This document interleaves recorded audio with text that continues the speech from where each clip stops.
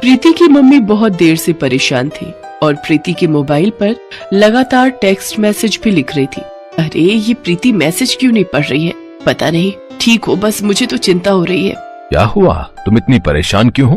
प्रीति अपनी कान की मशीन घर पर ही भूल गई है। पर भूल कैसे गई? अरे उसने चार्जिंग पर लगाई थी, उसकी बैटरी चार्ज नहीं थी, बस यही गलती हो गई, वो उठाना भूल गई। जिस बात का डर था वही हुआ। प्रीति परेशान थी, उसे रोड पर ट्रैफिक सुनाई नहीं दे रहा था। तभी एक कार लगातार हॉर्न दे रही थी। प्रीति के चोट लगते लगते बची और गाड़ी में बैठा लड़का गुस्से में प्रीति के पास आया। अरे सुनाई नहीं देता क्या? बहरी हो? कितनी देर से हॉर्न बजा रहा हूँ। अभी गाड़ी से चोट लग जाती तो सारा इल्जाम मेरे ऊपर लगा देती। मैं अच्छी तरह से जानता हूँ तुम जैसे लोगों को। अरे सुनाई नहीं दे रहा क्या? अभी भी चिल्ला रहा हूँ। सॉरी, आपने कुछ कहा? मैं सुन नहीं सकती हूँ, मैं बहरी हूँ, इसलिए आपकी बात को समझ नहीं पाई। प्रीति की बात को सुनकर लड़का बहुत शर्मिंदा होता है, क्योंकि कुछ देर पहले ही उसने प्रीति को अनजाने में बहरी कह दिया था। पर प्रीति तो सचमुच में बहरी लड़की थी। प्रीति बचपन से ही कम सुनती थी और बड़े होते होते वो बिल्कुल बहरी हो गई, इसलिए वो कान की मशीन का इस्तेमाल करती थी। प्रीति अपनी मम्मी का मैसेज पढ़ लेती है और उन्हें फोन मिलाती है और अपने ठीक होने के बारे में बताती है। लड़का इशारे से प्रीति को सॉरी कहता है और सामने रेस्टोरेंट में एक कप कॉफी के लिए कहता है। प्रीति को अपनी लाइफ में अपने माता पिता के बाद अनिल नाम का वो ऐसा लड़का मिला था जो उसके बहरेपन का मजाक न उड़ाकर बल्कि प्रीति की रिस्पेक्ट करता था। धीरे धीरे प्रीति और अनिल दोस्त बन गए और एक दिन, तेरा दिमाग खराब हो गया है, तू बहरी लड़की से शादी करना चाहता है? मैं अपने घर में बहरी बहू नहीं लाऊंगी।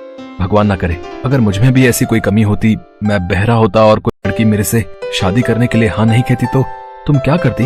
अनिल प्रीति से प्यार करने लगा था, इसलिए अपनी माँ को समझा बुझाकर वो प्रीति से शादी कर लेता है। शादी के बाद जब मुंह दिखाई में प्रीति ने कान की मशीन लगा रखी थी तो मोहल्ले की औरतें बातें बनाने लगी। अरे सुजाता जी की बहू तो बहरी है, वो देखो कान में सुनने वाली मशीन लगा रखी है। इन्हें अपने अनिल के लिए बहरी लड़की ही मिली थी। इनके अनिल में कोई नुक्स था क्या जो नुक्स वाली लड़की ढूंढ ली? धीरे बोलो, सुजाता जी इधर ही आ रही हैं। हम कौन सा डर रहे हैं, हम भी तो सही बोल रहे हैं। क्यों सुजाता बहन, तुम्हारी बहू सुनती नहीं है क्या? इसके कानों में तो मशीन दिखाई दे रही है। ऐसी भी क्या जल्दी थी जो अपने अनिल के लिए तुम बहरी बहू ढूंढ लाई? क्या करूं बहन जी, हमारी किस्मत ही फूटी थी। पता नहीं मेरे बेटे के ऊपर इसने क्या काला जादू कर दिया। मेरा बेटा इसकी तरफ खींचा ही चला गया। अब बच्चों की जिद के आगे तो माँ बाप को झुकना ही पड़ता है। बाकी तो राम ही जाने कि हमारे घर का अब क्या होने वाला है। सबकी बातें सुनकर प्रीति की आंखों में आंसू आ जाते हैं और वो चुपचाप अपने कमरे में चली जाती है और रोने लगती है।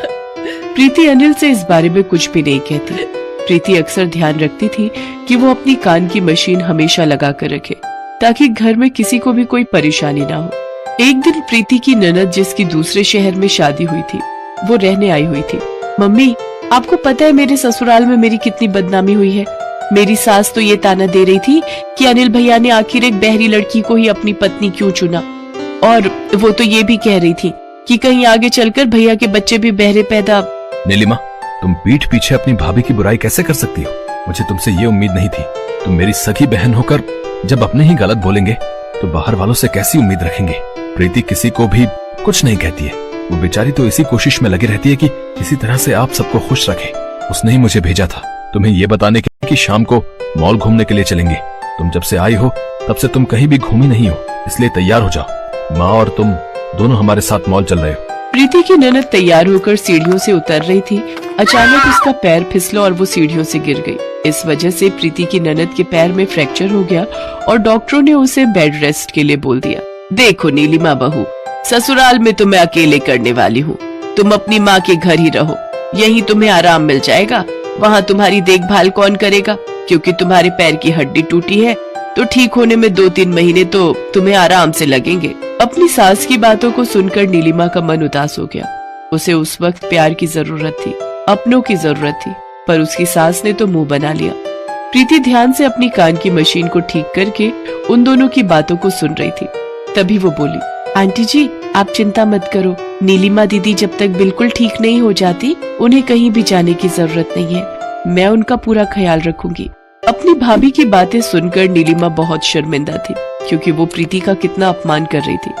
पर आज जब उसकी सास ने उसकी देखभाल करने से मना कर दिया तो उसकी अपनी भाभी प्रीति ही काम आई। प्रीति ने नीलिमा की बहुत सेवा की।